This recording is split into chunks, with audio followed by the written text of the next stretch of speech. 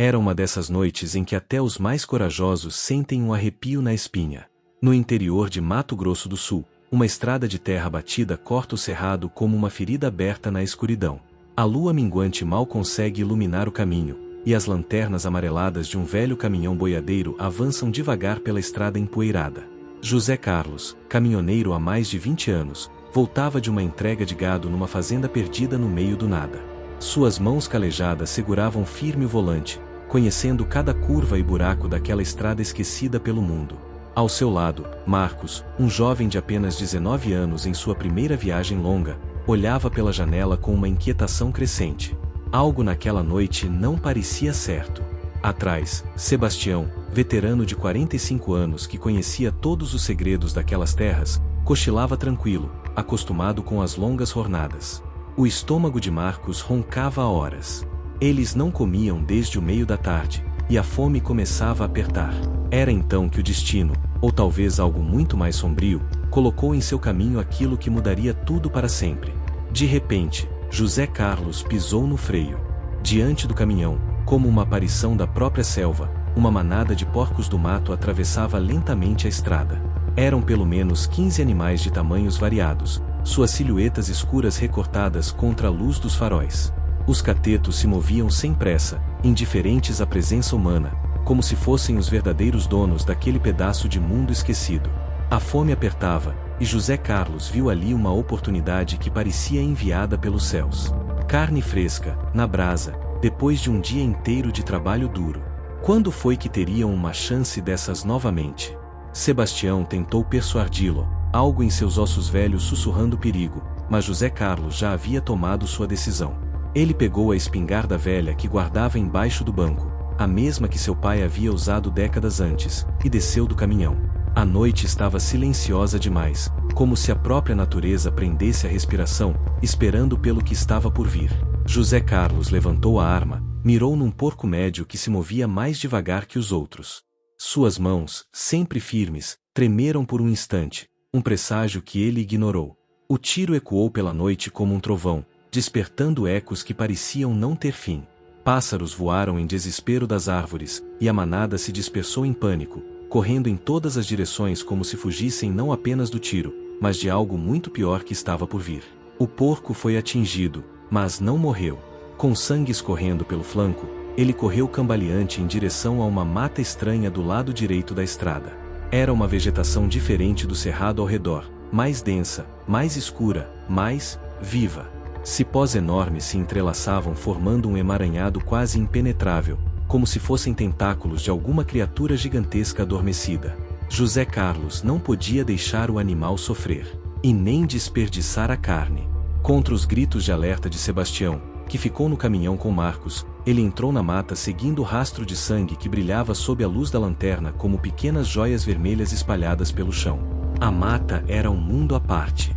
Cipós grossos como braços humanos pendiam das árvores, criando um labirinto natural que parecia ter sido desenhado por uma mente demente.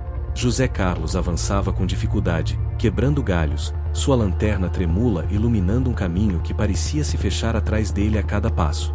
O rastro de sangue continuava, levando-o cada vez mais fundo naquele emaranhado verde. Mas algo estava errado. Um silêncio absoluto havia caído sobre a mata, nem grilos, nem vento, nem mesmo o sussurro das folhas. Era como se ele tivesse entrado num mundo onde a própria vida hesitava em existir. Os cipós pareciam se mover no canto dos olhos, mas quando ele olhava diretamente, estavam imóveis, inocentes, apenas plantas. Ou era o que eles queriam que ele pensasse. Após vários minutos caminhando, José Carlos chegou a uma pequena clareira perfeitamente circular.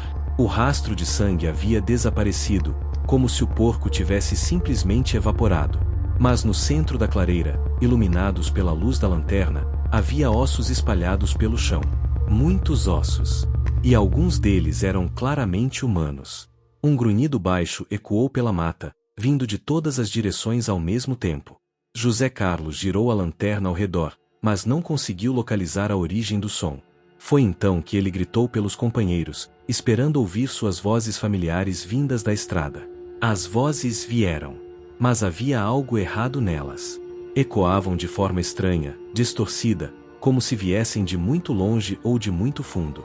Marcos e Sebastião diziam estar na frente, pedindo para ele continuar andando. Mas que frente! Ele estava no meio da mata, perdido entre cipós que pareciam cada vez mais vivos, mais conscientes. O medo começou a se instalar no peito de José Carlos como uma serpente fria. Ele decidiu voltar pelo mesmo caminho, seguindo seus próprios passos na terra úmida. Mas algo impossível estava acontecendo. Os cipós haviam se movido, criando novos obstáculos onde antes havia passagem livre. Galhos que ele havia quebrado estavam inteiros novamente. O caminho que havia feito na ida simplesmente não existia mais. Ele forçou a passagem por entre as plantas, mas elas pareciam resistir, se enrolando em seus braços e pernas como tentáculos famintos.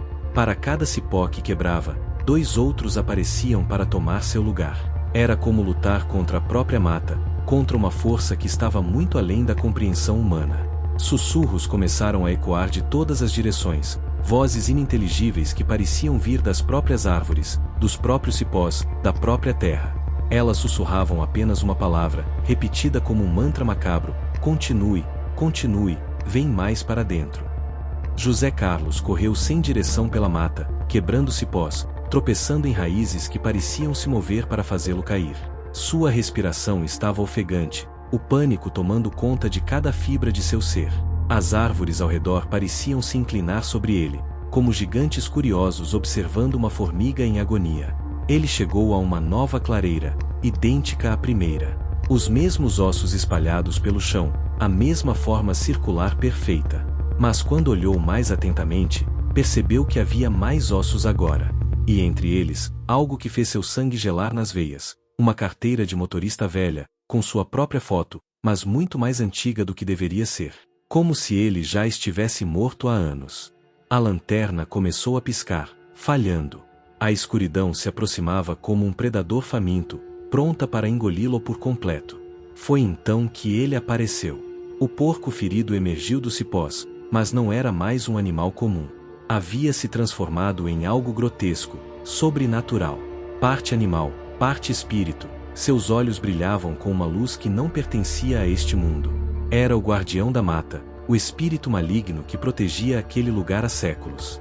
A criatura falou com uma voz que era o eco de 1000 gargalhadas macabras, explicando a José Carlos a verdade terrível: todos que entravam naquela mata eram capturados para sempre. Suas almas alimentavam a vegetação maligna, seus ossos fertilizavam a terra amaldiçoada. Era um ciclo eterno de fome e morte, e José Carlos seria apenas mais uma vítima em uma lista que se estendia por gerações. Os cipós começaram a se enrolar em seus tornozelos, subindo pelas pernas como serpentes famintas. Não importava o quanto lutasse, o quanto gritasse por socorro, a mata havia escolhido sua próxima refeição. José Carlos tentou correr uma última vez, mas os cipós o puxaram de volta com força sobrenatural. Sua lanterna finalmente apagou, deixando-o na escuridão total. Seus gritos desesperados ecoaram pela mata, gradualmente se distorcendo, se transformando em parte dos sussurros eternos que assombravam aquele lugar maldito. A mata o engoliu completamente, como havia feito com tantos outros antes dele. Mais uma alma para se juntar ao coro fantasmagórico que ecoava entre as árvores nas noites sem lua. Marcos e Sebastião esperaram a noite toda, junto ao caminhão. Com as primeiras luzes do amanhecer, eles se aproximaram da borda da mata, gritando pelo companheiro. Mas apenas o silêncio respondeu, um silêncio pesado, carregado de segredos que nunca deveriam ser desvendados. Sebastião conhecia as histórias antigas. Seu avô havia lhe contado sobre a Mata dos Cipós quando ainda era criança, um lugar onde o próprio mal havia fincado raízes, onde espíritos antigos capturavam os incautos que ousavam profanar seu território. 3 caçadores já haviam desaparecido ali nos últimos anos. Nunca encontraram nem mesmo os corpos. Com as mãos tremendo, Sebastião ligou o caminhão. Eles tinham que ir embora dali, eles esqueceram até a fome e nunca mais falar sobre o que havia acontecido. Algumas verdades são pesadas demais para serem carregadas. Enquanto se afastavam pela estrada empoeirada, Marcos olhou pelo retrovisor lateral. Por um instante, jurou ver uma figura na borda da mata, acenando para eles com gestos desesperados. Mas em um piscar de olhos, não havia nada além das árvores silenciosas e dos cipós que dançavam suavemente na brisa matinal. O caminhão sumiu numa curva, deixando para trás apenas o ronco do motor se afastando e o silêncio eterno da Mata dos Cipós. José Carlos havia se tornado parte das lendas daquele lugar, mais uma voz a chamar os viajantes incautos para dentro do labirinto verde de onde não há retorno. Dizem que até hoje, caminhoneiros que passam por essa estrada à noite ouvem gritos vindos da Mata dos Cipós. Gritos de desespero de quem entrou e nunca mais saiu. Quando para um carro na beira dessa mata, às vezes escutam uma voz conhecida chamando do interior, pedindo ajuda com palavras que ecoam como súplicas de além-túmulo. Mas os locais sabem a verdade: nunca, jamais, sigam essa voz. Porque na Mata dos Cipós, quem entra não volta. As plantas crescem mais verdes ali, alimentadas pelos ossos dos perdidos. Os cipós são mais grossos, nutridos pelas almas capturadas.